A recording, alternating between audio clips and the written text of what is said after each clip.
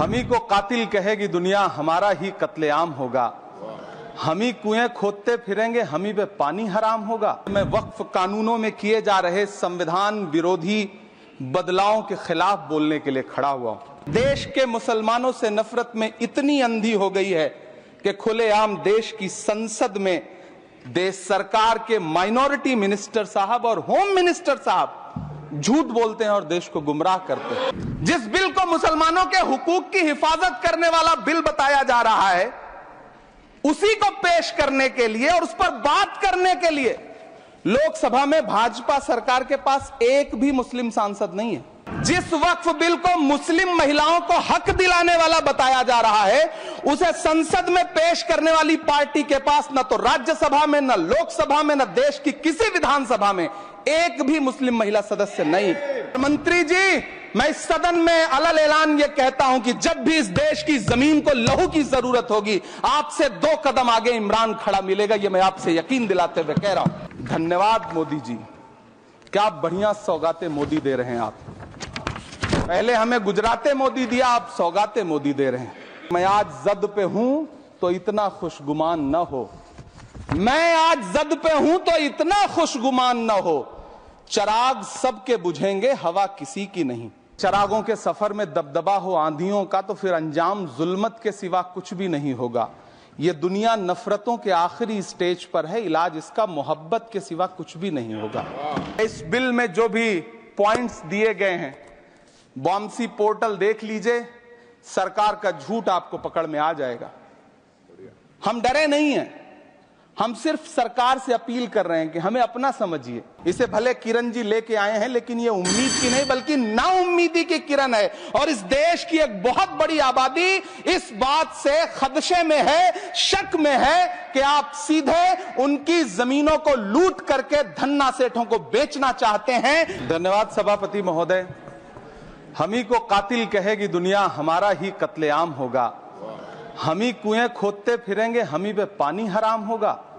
सभापति महोदय, सन 1947 में दिल्ली की जामा मस्जिद की तारीखी सीढ़ियों पर खड़े होकर के भारत रत्न मौलाना अबुल कलाम आजाद साहब ने कहा था कि मुसलमानों कहां जा रहे हो, यह है तुम्हारा मुल्क, यहां तुम्हारे आबाओ अजदाद की कब्रें हैं। उस वक्त मौलाना आजाद की ये सदाएं सुन करके लोगों ने अपने सरों की गठरियां उतार करके रख दी थी। आज उसी दिल्ली में मौजूद देश की संसद में एक बिल आया है जो हमसे उसी जामा मस्जिद की सीढ़ियों के सबूत मांगेगा, जो उन्हीं सीढ़ियों के पास अपनी कब्र में सोए हुए मौलाना आजाद को फिर से कब्र से सदा देनी पड़ेगी कि ये जो कब्र है वो मेरी कब्र है, ये किसी सरकार की जागीर नहीं है। सभापति महोदय, मैं जहां खड़ा हूं, इसी संसद भवन के सामने सड़क के उस पार अपनी कब्र में सोए हुए भारत के पूर्व राष्ट्रपति फखरुद्दीन अली अहमद की कब्र है। शायद अब उस कब्र से भी सदाएं आए कि ये कब्र मेरी कब्र है, ये सरकार की जागीर नहीं है। सभापति महोदय, मैं वक्फ कानूनों में किए जा रहे संविधान विरोधी बदलावों के खिलाफ बोलने के लिए खड़ा हुआ हूं।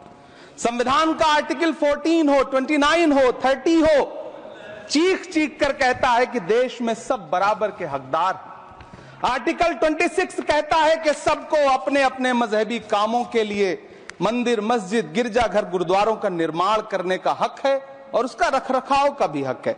लेकिन डॉक्टर बाबा साहब अंबेडकर के संविधान को हर दिन कुचलने वाली ये सरकार देश के मुसलमानों से नफरत में इतनी अंधी हो गई है कि खुलेआम देश की संसद में देश सरकार के माइनॉरिटी मिनिस्टर साहब और होम मिनिस्टर साहब झूठ बोलते हैं और देश को गुमराह करते हैं। झूठ शब्द असत्य बोलते हैं। सरकार ने इस बिल का नाम उम्मीद रखा है।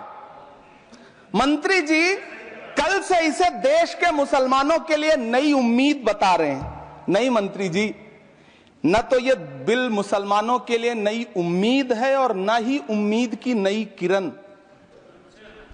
सभापति महोदय, भाजपा ने पूरे देश में वक्फ के नाम पर कई सारे झूठ फैलाए हैं। आइए आज उनकी सच्चाई पर बात करते हैं। वक्फ ट्रिब्यूनल को ऐसे बताया जाता है जैसे वक्फ ट्रिब्यूनल कोई मजहबी खाप पंचायत हो।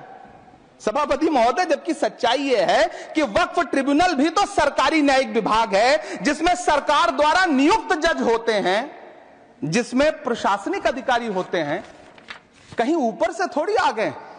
सभापति महोदय, देश के गृह मंत्री जी ने इसी सदन में कहा कि वक्फ ट्रिब्यूनल के फैसले के खिलाफ कोई कोर्ट नहीं जा सकता, जबकि सच यह है कि वक्फ एक्ट 1995 की धारा 83(9) के तहत हाई कोर्ट वक्फ ट्रिब्यूनल के फैसले की न सिर्फ समीक्षा कर सकता है बल्कि उसे बदल भी सकता है। सच तो यह है कि वक्फ बोर्ड खुद अपनी जमीनों के लिए कई सारी कोर्ट में मुकदमे लड़ रहा है। सभापति महोदय, दिल्ली की जिन 123 संपत्तियों को लेकर कल माइनॉरिटी मिनिस्टर, होम मिनिस्टर साहब और अभी आदरणीय नेता सदन बात कर रहे थे, आइए उनकी सच्चाइयों पे भी बात करते हैं। 1911 में जब अंग्रेजी हुकूमत ने कोलकाता के बजाय दिल्ली को राजधानी बनाने का फैसला किया, तो रायसीना हिल्स के चारों तरफ जो मुसलमानों की ढेर सारी जमीनें थी उनको एक्वायर किया गया और लुटियन को इसकी तामीर की जिम्मेदारी सौंपी गई। सेंट्रल विस्टा की तरह लुटियन जोन का मेगा प्लान तैयार हुआ, लेकिन उस वक्त के मुसलमानों ने उस वक्त की अंग्रेजी हुकूमत से अपनी इबादत गाहों को बचाने के लिए लड़ाई लड़ी। मामला ब्रिटिश गवर्नमेंट तक पहुंचा। तब यह तय हुआ कि वो जो धार्मिक स्थल हैं उन्हें जस का तस रहने दिया जाएगा। इंडिया गेट के बगल वाली मस्जिद हो, जाब्तागंज, सुनहरी बाग मस्जिद हो, पार्लियामेंट रोड वाली मस्जिद हो, ऐसी 123 संपत्तियों के मैनेजमेंट के लिए 1913 में मुसलमान वक्फ वैलिडेशन एक्ट बना और उसके बाद एक नया शहर बसाया गया जिसे लुटियंस जोन का नाम दिया गया। फिर 1943-45 के बीच एक और समझौता हुआ आजादी से पहले, उसके तहत काफी सारी वक्फ जायदादों को सुन्नी मजलिस औकाफ बनाकर उसके अंडर किया गया ताकि उसकी देखरेख की जा सके। गृह मंत्री जी 2 दिन से सदन में जो बात कह रहे हैं वो दरअसल 123 संपत्तियां उसी सुन्नी मजलिस औकाफ के तहत आती है। सभापति महोदय, आजाद भारत आजाद हुआ। आजादी के बाद भारत में 1954 में वक्फ एक्ट लागू हुआ, जिसकी धारा 9 के तहत 1964 में केंद्रीय वक्फ काउंसिल का गठन हुआ। दिल्ली की वही 123 प्रॉपर्टीज को 1970 में सर्वे गजट करके गजट नोटिफाई किया गया। इसके निपटारे के लिए पूर्व प्रधानमंत्री इंदिरा जी के द्वारा 1974 में एक बर्नी कमेटी बनाई गई। बर्नी कमेटी ने 1976 में इन 123 संपत्तियों को दिल्ली वक्फ बोर्ड की संपत्ति होने की रिपोर्ट सौंपी। उस रिपोर्ट के आधार पर 1984 में कांग्रेस सरकार ने उन 123 प्रॉपर्टीज को दिल्ली वक्फ बोर्ड को सौंपने का फैसला किया, जिसके खिलाफ विश्व हिंदू परिषद कोर्ट गई। मामला 2011 तक पेंडिंग रहा। फिर 2011 में कोर्ट ने सरकार को आदेशित किया कि इसका निपटारा करो। तब 2013 में तत्कालीन यूपीए सरकार ने दिल्ली की उन्हीं 123 जायदादों को बर्नी कमेटी की सिफारिशों के मुताबिक वक्फ बोर्ड के हवाले किया। यही वो प्रॉपर्टीज हैं जिनके नाम से गृह मंत्री जी कल से कांग्रेस को कोस रहे हैं। फिर आई 2014 में भाजपा की सरकार, जो तब से इन जमीनों को हड़पने की साजिश कर रही है। जिस बिल को मुसलमानों के हुकूक की हिफाजत करने वाला बिल बताया जा रहा है, उसी को पेश करने के लिए और उस पर बात करने के लिए लोकसभा में भाजपा सरकार के पास एक भी मुस्लिम सांसद नहीं है। जिस वक्त, मैं लोकसभा कह रहा हूं, सुना करिए, जिस वक्फ बिल को मुस्लिम महिलाओं को हक दिलाने वाला बताया जा रहा है, उसे संसद में पेश करने वाली पार्टी के पास न तो राज्यसभा में, न लोकसभा में, न देश की किसी विधानसभा में एक भी मुस्लिम महिला सदस्य नहीं। कल किरण रिजिजू जी कह रहे थे कि रेलवे की जमीनें देश की जमीनें हैं, डिफेंस की जमीनें देश की जमीनें हैं। हां मंत्री जी, हैं, बिल्कुल हैं। ये जो वक्फ की जमीनें हैं, ये हमारे पुरखों ने धार्मिक कामों के लिए डोनेट किया है, तो हम भी तो इसी देश के नागरिक हैं, हम भी तो इसी देश के बेटे हैं, तो वक्फ की जमीनें भी तो इसी देश की जमीनें हैं। उनको पराया क्यों बोलते हैं आप? सभापति महोदय, अशफाकुल्लाह खान जब फैजाबाद की जेल में फांसी के फंदे पर झूल रहे थे, तो इसी देश की जमीन के लिए झूल रहे थे ना। सभापति महोदय, अंडमान की जेल में काला पानी की सजा काटकर अपनी जान देने वाले मौलाना फजले हक खैराबादी हो या शेर खान अफरीदी हो, वो भी तो इसी जमीन के लिए अपनी जान दे रहे थे ना। सभापति महोदय, पाकिस्तान के खिलाफ लड़ते हुए अपनी जान देने वाले महावीर चक्र विजेता ब्रिगेडियर उस्मान हो या पाकिस्तान के पैटर्न टैंक उड़ाने वाला परमवीर चक्र विजेता वीर अब्दुल हमीद हो, वो भी तो इसी जमीन के लिए अपनी जान दे रहा था ना। और मंत्री जी, मैं इस सदन में अलग ऐलान ये कहता हूं कि जब भी इस देश की जमीन को लहू की जरूरत होगी, आपसे 2 कदम आगे इमरान खड़ा मिलेगा, ये मैं आपसे यकीन दिलाते हुए कह रहा हूं। सभापति महोदय, मैं सरकार से कहना चाहता हूं, हमसे हमारी इबादत गाहें तो मत छीनिए ना, हमारे घरों पे बुलडोजर तो मत चलाइए ना, हमारी कब्रों में तो हमें सुकून से सोने दीजिए ना। सभापति महोदय, माइनॉरिटी मिनिस्ट्री का बजट कट करके, मुस्लिम बच्चों की स्कॉलरशिप बंद करके अब सरकार कह रही है कि हम वक्फ की आमदनी से गरीब मुसलमानों का भला करेंगे। गुजरात की बेटी बिल्किस के बलात्कारियों की रिहाई के बाद उन्हें माला पहनाने वाली लोगों के नेता ये कह रहे हैं कि यह बिल मुस्लिम महिलाओं को उनका हक दिलाएगा। धन्यवाद मोदी जी, क्या बढ़िया सौगातें मोदी दे रहे हैं आप। पहले हमें गुजराते मोदी दिया, आप सौगातें मोदी दे रहे हैं।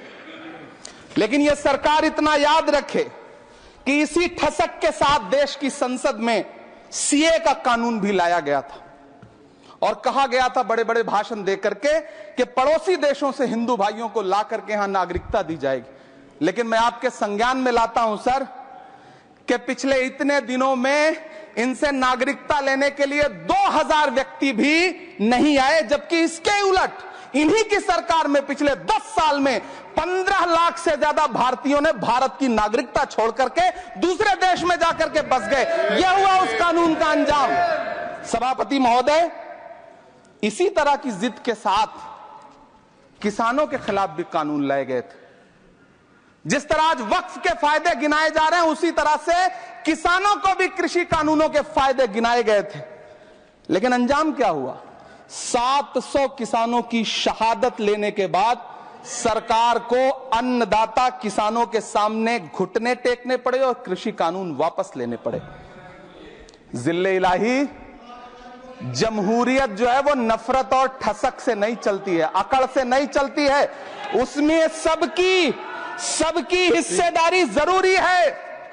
कल देश के माइनॉरिटी मिनिस्टर ने लोकसभा में खड़े होकर एक शेर सुनाया था कि मुझसे कोई बदगुमा न हो, तो मैं उन्हें एक शेर सुनाना चाहता हूं कि मैं आज जद पे हूं तो इतना खुशगुमान न हो, मैं आज जद पे हूं तो इतना खुशगुमान न हो, चराग सबके बुझेंगे हवा किसी की नहीं। नीतीश कुमार जी हो, चंद्रबाबू नायडू जी हो, चिराग पासवान जी हो, जयंत चौधरी जी हो, देवे गौड़ा जी हो, जीतन राम मांझी जी हो, सबको समझना पड़ेगा कि जब जंगल में आग लगती है तो न वो बरगद बचते हैं जो हवा को आंधी में तब्दील करते हैं, न वो बांस बचते हैं जो आपसी रगड़ से चिंगारी पैदा करते हैं। सभापति महोदय, जब देश को मनमोहन सिंह साहब जैसा काबिल प्रधानमंत्री मिलता है तो देश को आरटीआई जैसा एक्ट मिलता है, सेज जैसा एक्ट मिलता है, मनरेगा जैसा एक्ट मिलता है, लिबरलाइजेशन मिलता है, राइट टू एजुकेशन मिलता है, नेशनल फूड सिक्योरिटी एक्ट मिलता है। लेकिन जब देश को सौगातें मोदी मिलती है तो क्या मिलता है? सीए मिलता है, फॉर्म्स लॉ मिलता है, आर्टिकल 370 मिलता है, इलेक्टोरल बॉन्ड जैसा एक्ट मिलता है और वक्फ अमेंडमेंट एक्ट जैसे बिल देश को मिलते हैं। मुझे तो अपने हमवतन भाइयों से पूछना है कि आपको अपने बच्चों की तरक्की, खुशहाली और नौकरी की दरकार है या फिर मुसलमानों की दान की गई जमीनों को लूटकर धन्ना सेठों को देने की साजिश करने वाले कानून की? सभापति महोदय, यह सरकार रात के 3 बजे तक पूरे देश को जगा करके संसद में अपने ही नागरिकों को नीचा दिखाने के लिए वक्फ बिल ला रही थी, तो उधर रात के 1:30 बजे अमेरिका हम पर 26% टैरिफ लगा रहा था। सरकार की प्राथमिकताएं देश को पता सभापति महोदय, मैं बहुत भावुक हूं आज, और मुझे अच्छा लगा कि आदरणीय नेता सदन जगत प्रकाश नड्डा जी ने बहुत अच्छी बातें भी की, मन से बातें की। क्योंकि उनके नाम में प्रकाश जुड़ा है तो मैं उनमें हमेशा एक रोशनी की किरण देखता हूं। मैं उनके सामने बहुत अदब से ये बात कहना चाहता हूं कि चरागों के सफर में दबदबा हो आंधियों का तो फिर अंजाम जुल्मत के सिवा कुछ भी नहीं होगा। ये दुनिया नफरतों के आखिरी स्टेज पर है, इलाज इसका मोहब्बत के सिवा कुछ भी नहीं होगा। मैं भावुक हूं, मेरी पलकें गीली हैं। अगर देश की एक बहुत बड़ी आबादी को लगता है कि आप उसका भला करने के लिए नहीं बल्कि उनकी इबादतगाहों, उनकी कब्रिस्तानों, उनकी खानकाहों को बर्बाद करने का बिल ला रहे हैं, तो फिर आप अगर समझाने में नाकामयाब रहे हैं तो यह आपकी नाकामयाबी है। पहले समझाइए, उसके बाद कोई बिल लेकर के आइए, तब शायद हम आपका इतनी पुरजोर तरीके से विरोध ना करें। लेकिन सभापति महोदय, मैं अंत में सिर्फ इतना कहना चाहता हूं कि इस बिल में जो भी पॉइंट्स दिए गए हैं, बॉम्सी पोर्टल देख लीजिए, सरकार का झूठ आपको पकड़ में आ जाएगा। हम डरे नहीं हैं, हम सिर्फ सरकार से अपील कर रहे हैं कि हमें अपना समझिए। हम आपके अपने हैं, इस देश के नागरिक हैं, और आप ताकत में हैं। संख्या बल के आधार पर बिल हो सकता है आप पास करा ले, लेकिन आपको यह बात समझनी पड़ेगी कि हम तो वो तारीख हैं, जहनों में रहना है जिसे, कागजी पुर्जे नहीं जो फाड़ डाले जाएंगे। जिस जमीन पर मैं खड़ा हूं ये मेरी पहचान है। आप आंधी हैं तो क्या मुझको उड़ा ले जाएंगे? आपको यह बात समझनी पड़ेगी। आपको अगर इतना विपक्ष की तरफ से पहले जेपीसी में इतने सारे पॉइंट्स आए और उसके बाद कल से लोकसभा में और राज्यसभा में सुझाव आप सुनने को तैयार नहीं है, लोगों की शंका को दूर करने के बारे में आप बिल्कुल सोच नहीं रहे, बस आप कह रहे हैं यह बिल उम्मीद की नई किरण है। नहीं साहब, इसे भले किरण जी लेके आए हैं, लेकिन ये उम्मीद की नहीं बल्कि नाउम्मीदी की किरण है। और इस देश की एक बहुत बड़ी आबादी इस बात से खदशे में है, शक में है कि आप सीधे उनकी जमीनों को लूट करके धन्ना सेठों को बेचना चाहते हैं। मेरी अब भी आपसे अपील है कि इस बिल को वापस लीजिए। यह बिल कहीं से आपके अपने नागरिकों के लिए अच्छा नहीं है। यह बिल सिर्फ इस देश के मुसलमानों को नीचा दिखाने का और अपने एक ऐसे मतदाता वर्ग को खुश करने का बिल है जिनको इस बिल के पास हो जाने से कुछ मिलेगा भी नहीं। लेकिन आप एक नैरेटिव देना चाहते हैं, एक मैसेज देना चाहते हैं। मेरी आपसे अपील है कि कृपया ये जो सबका साथ सबका विकास का नारा है, इस नारे को रत्ती भर तो चरित्रार्थ कर दीजिए। बहुत बहुत धन्यवाद।